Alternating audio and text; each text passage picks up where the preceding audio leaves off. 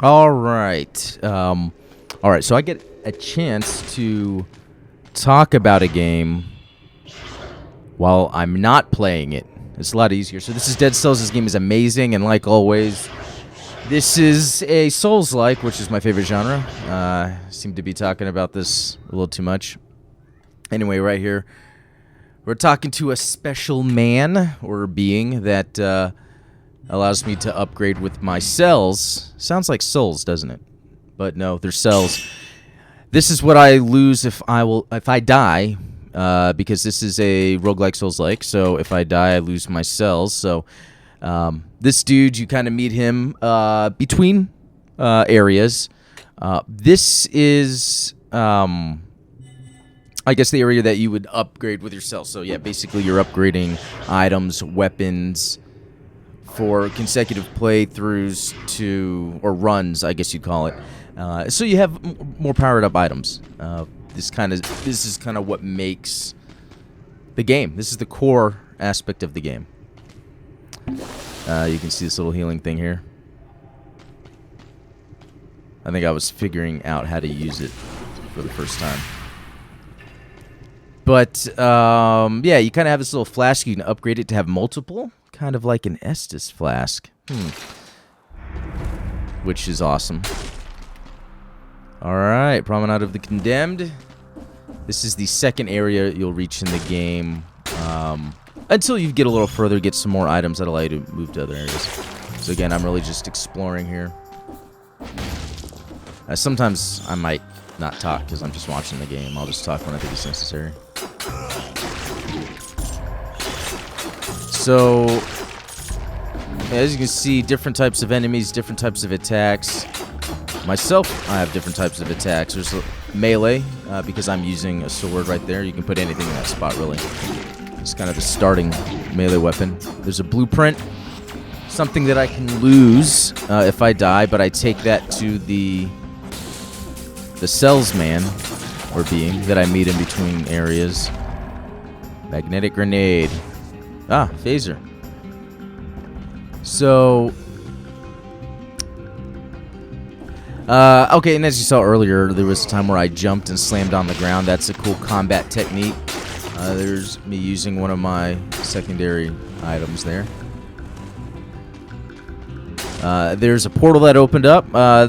They only work for a specific area, so as you unlock other portals, you can then teleport between them. This kind of helps because so far the areas seem to be laid out where there's a path to the next area, but along the way you can kind of explore and loot. That was some health I got right there. Is very handy. What was I deciding to do? I don't know, but I think, yeah, when I was first running through this area, I was trying to determine the verticality.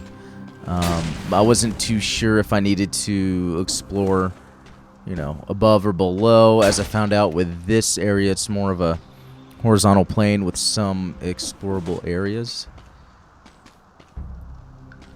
I really wasn't sure what to do there. That door, yeah, check that out. Sealed 5 minutes ago. So there's doors that, if you kind of run through a run as quick as you can reach some doors that you normally can't get through. And I've done it before, and there's some nice goodies on the other side. A lot of money, which is something else that you can lose. You can lose the gold when you die, but you can upgrade to keep a percentage of it, and you can continue to increase that. So I really like the design of this character.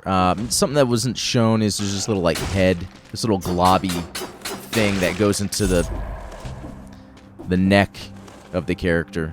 So you don't really have a real head. I don't know. Anyway, yeah, you'll find this sometimes where you can upgrade one of 3 health, strength, skills. Sometimes you'll find them and they will be specifically for one of the 3, either health, strength, or skills. Going for health here. All right, so these guys have shields, which is due to little scarecrow guy over here.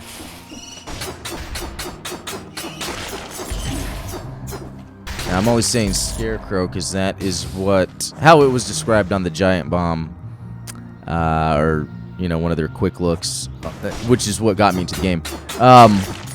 Otherwise, it almost looks like one of those little practice dummies. All right, so as you can see, here's kind of like my equipment. I can change it around if I want.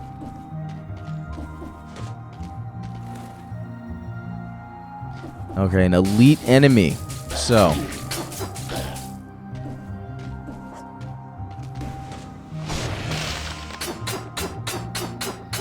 that was my first time coming across an elite enemy. I really didn't know what I was supposed to be doing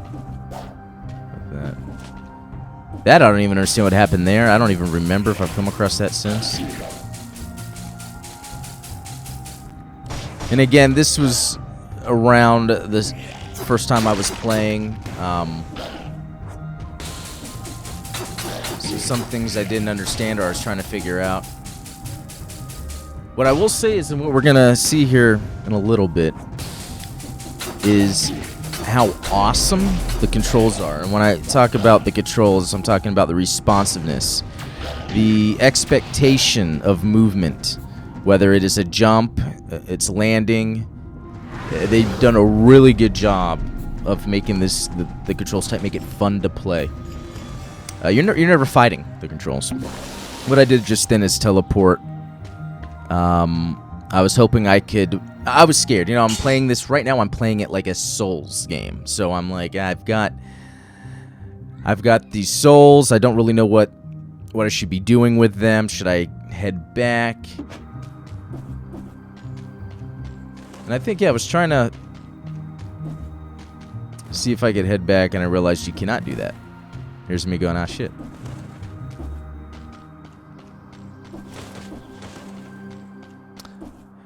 And as we get to the next part, which I think is pretty awesome, that happens here, it's just great to sit here and admire the graphics, the artwork. Oh, there we go.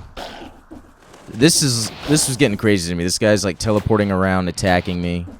My thought was, well, if I can't head back, how about I head forward?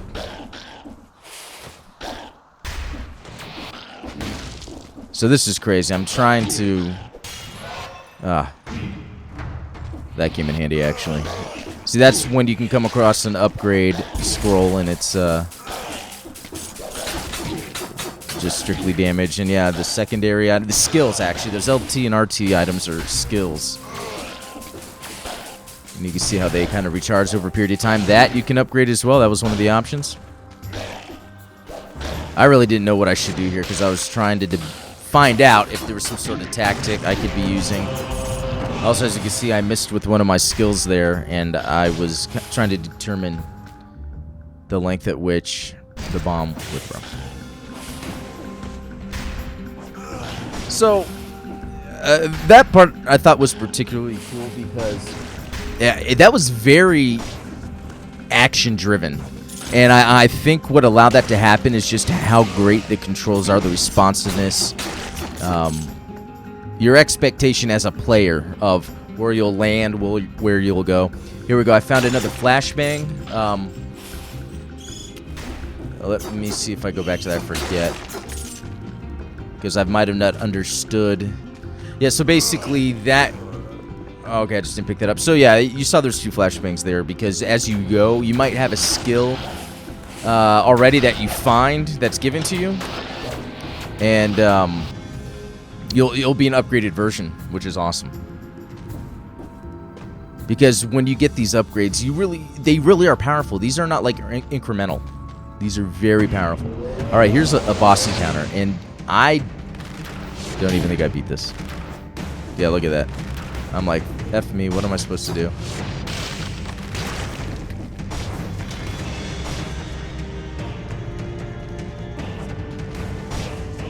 And I have 11 cells.